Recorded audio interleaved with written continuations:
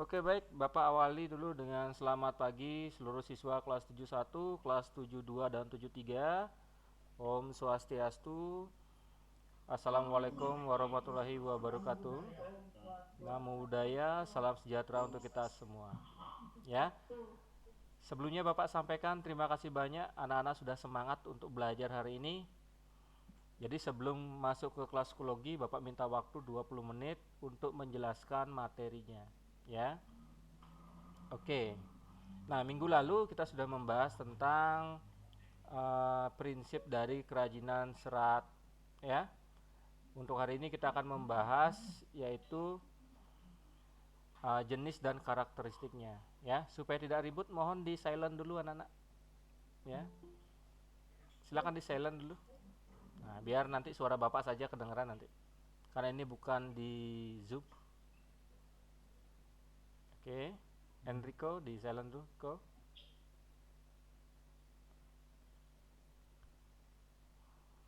Baik, kita mulai ya. Bapak langsung saja ya.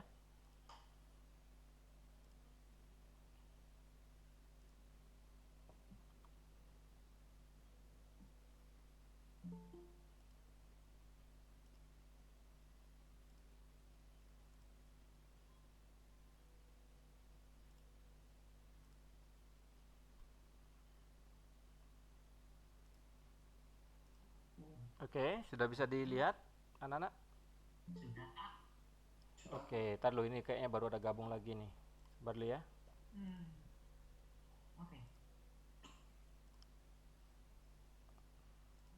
Oke.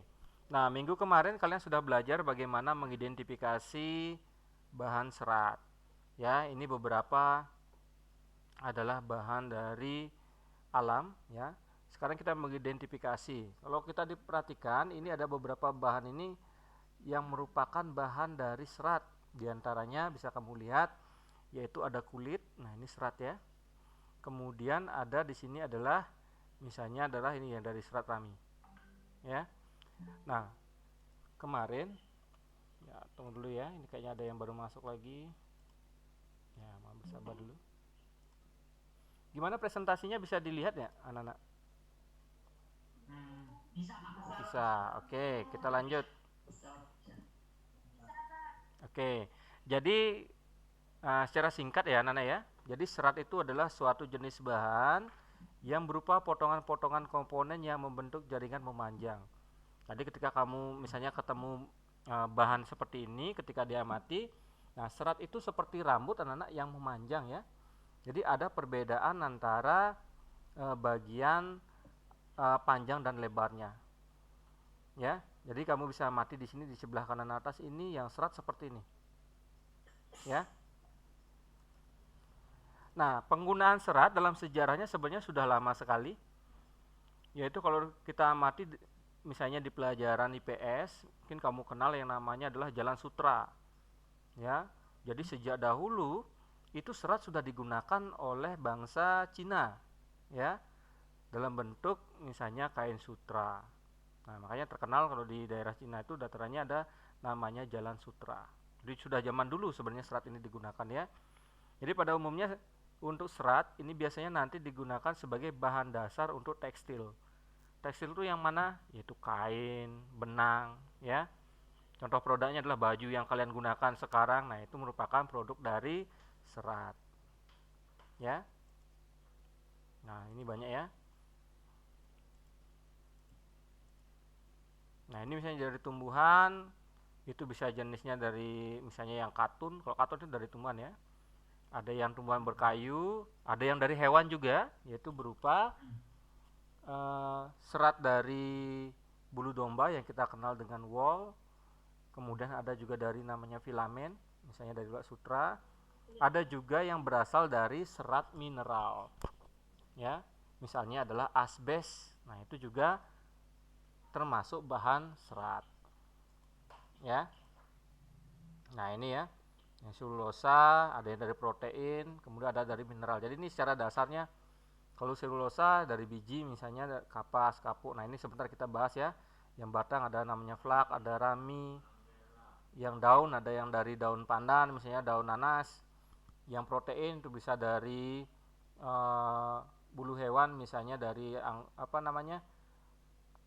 dari angora misalnya ya, kemudian alpaka, kemudian yang dari filamen itu bagian tubuhnya misalnya kokon di sini adalah ulat sutra. Nah, yang dari mineral ini contohnya adalah asbes. Asbes itu biasanya kalau digunakan untuk di rumah misalnya untuk plafon yang di atas itu ya. Kalau kamu dilihat di rumah, ada gini tembok atau apa itu biasanya asbes. Ya. Nah, itu beberapa contohnya. Nah, sekarang kita bahas langsung jenis dan karakteristiknya. Oke.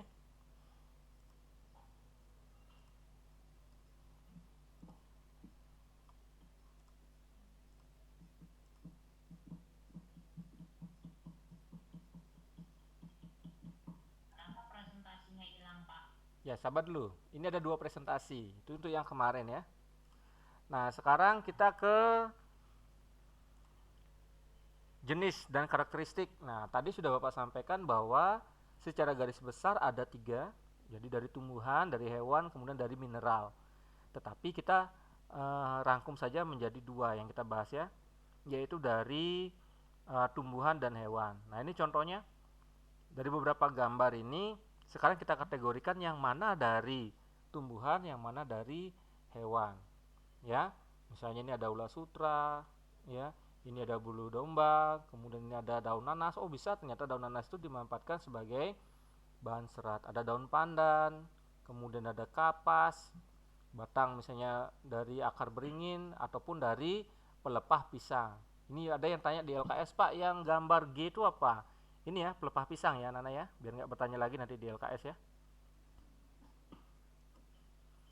Nah, jenisnya ya ini yang tadi ya, dari tumbuhan, dari hewan, dan dari mineral.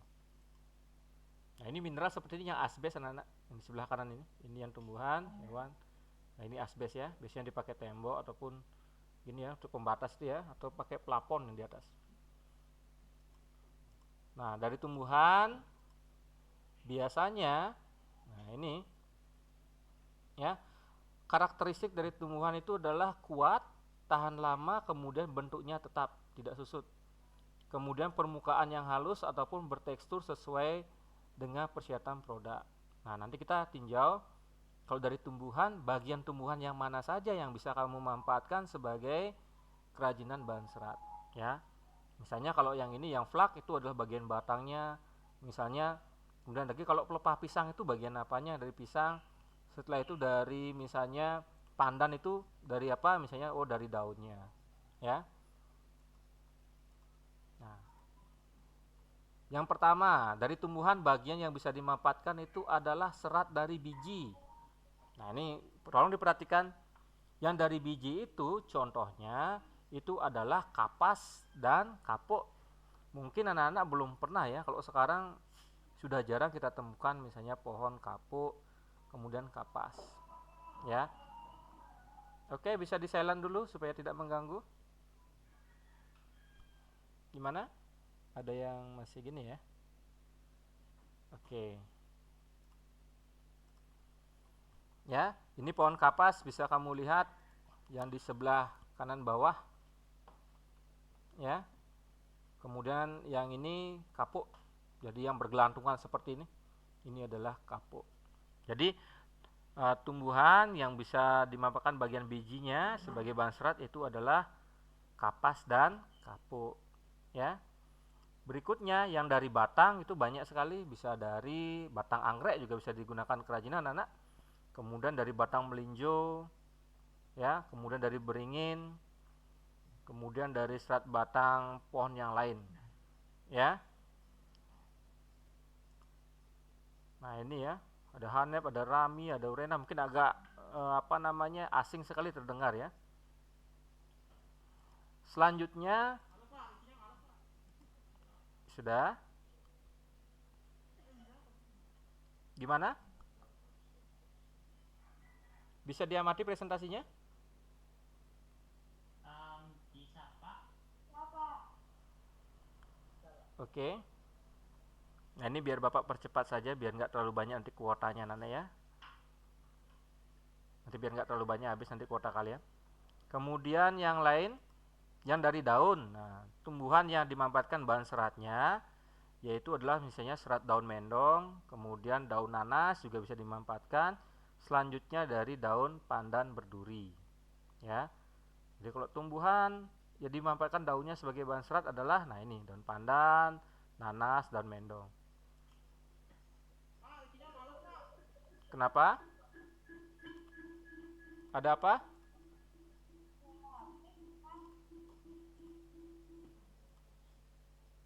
Ada apa?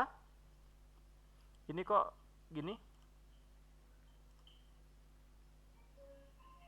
Oke. Coba di silent dulu biar tidak mengganggu yang lain. Ya.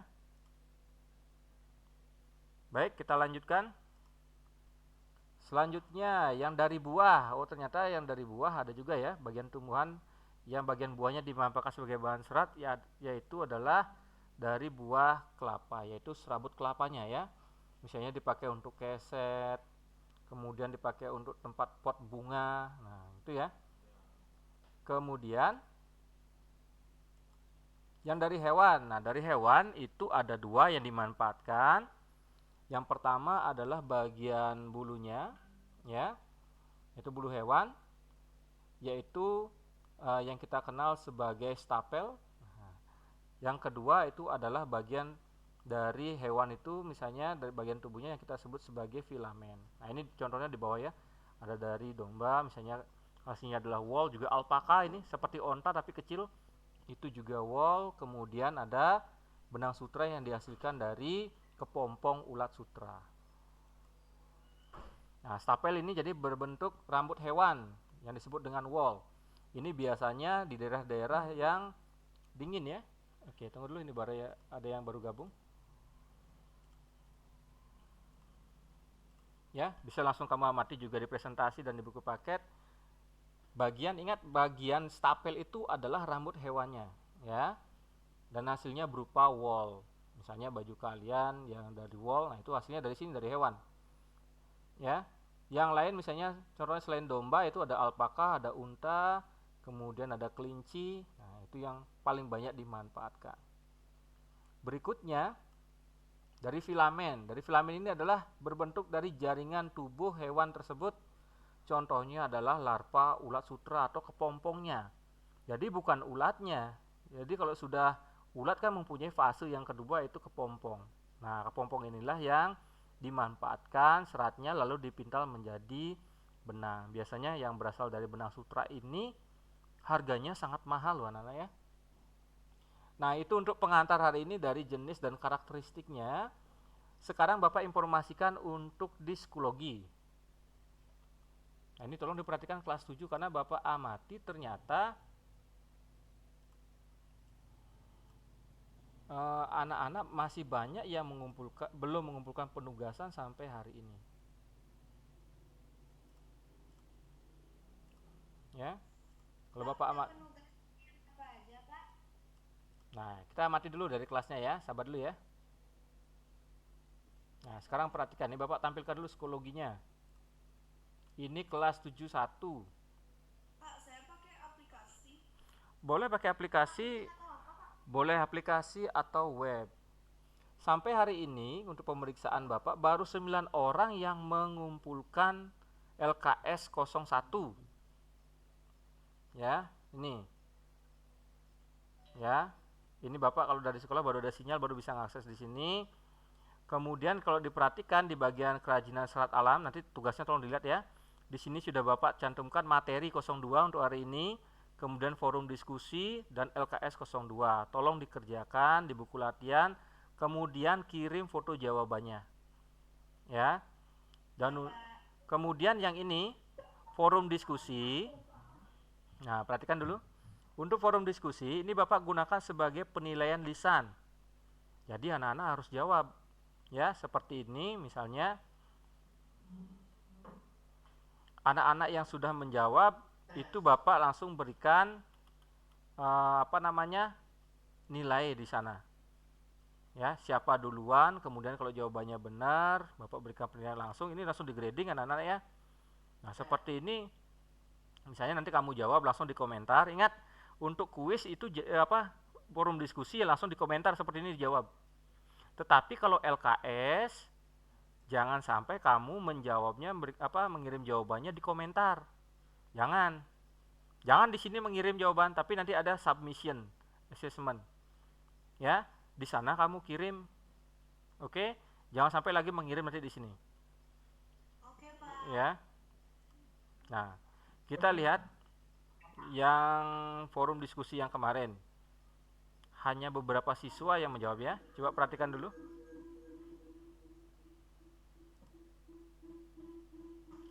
Nah, ini sudah Bapak misalnya Skenda di kelas 71, coba di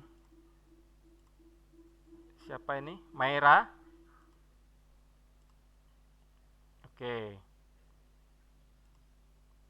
Ya. Nah, ini langsung ada penilaian anak-anak, ini sudah Bapak grading nih. Kalau kamu sudah mengirimkan ya. Jadi yang tidak menjawab berarti nilai untuk lisannya Bapak berikan nilai 0. Ya. Jadi silahkan diberikan komentar terhadap permasalahannya Bapak berikan di sana. Ya. Dan jangan sampai nanti ada yang keterangannya terlambat lagi. Ini kelas 7 baru sedikit yang ngumpul. Padahal sudah Bapak sampaikan ini.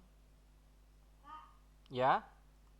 tugasnya yang dibuat tadi lewat kolom komentar itu siapa saja sudah, Pak? Hanya beberapa saja di sana ya. Nah, sekarang kan itu yang forum diskusi 01. Untuk hari ini ada forum diskusi 02. Silahkan dilengkapi dulu. Dan ingat batas penugasan. Tolong diingat batas penugasannya itu adalah hari ini sampai jam 11 malam. Jangan sampai kamu telat. Nah, ini sudah ada nih ya. Batas penugasan misalnya LKS. Nah, ini Monday 10 Agustus 2020 sampai jam segini. Jangan sampai telat mengirimnya. Kalau sudah selesai langsung aja kirim biar nggak ada lagi PR buat kalian di rumah nanti. Ya, bisa dipahami anak-anak ya? Ya. Oke, jika sudah Bapak buka untuk forum pertanyaan dulu. Ada pertanyaan dulu terhadap materi dan penugasan hari ini. Tidak. Dan nggak lebih dari 20 menit, nanti kasihan nanti kuotanya habis nanti. Sudah? Ada pertanyaan? Bapak chat dulu di kolom komentar juga tidak ada bertanya. Jadi bisa diakhiri. Ngirim tugasnya lewat foto di psikologi ya? Iya, nanti buat tugasnya di buku latihan, kemudian difoto, kemudian lampirkan fotonya itu ya, Gita ya. Halo. Baik, Pak. Oke. Baik anak-anak, ada pertanyaan sebelum Bapak akhiri? Tidak. Tidak ada? Baik, jika tidak mari kita tutup pembelajaran hari ini. Ingat langsung akses psikologi dan tolong di absen, ya. Oke, kita tutup untuk belajar hari ini dengan mengaturkan Parama Santi. Om Santi Santi Santi Om. Assalamualaikum warahmatullahi wabarakatuh. Ya, salam sejahtera untuk kita semua. Namo Buddhaya. Silahkan bisa meninggalkan meeting ini. Selanjutnya akses psikologi. Anak-anak ya. Terima kasih, Pak. Oke, baik. Selamat pagi semua. Nanti materi ini Bapak berikan nanti di grup prakarya ya. Baik, terima kasih.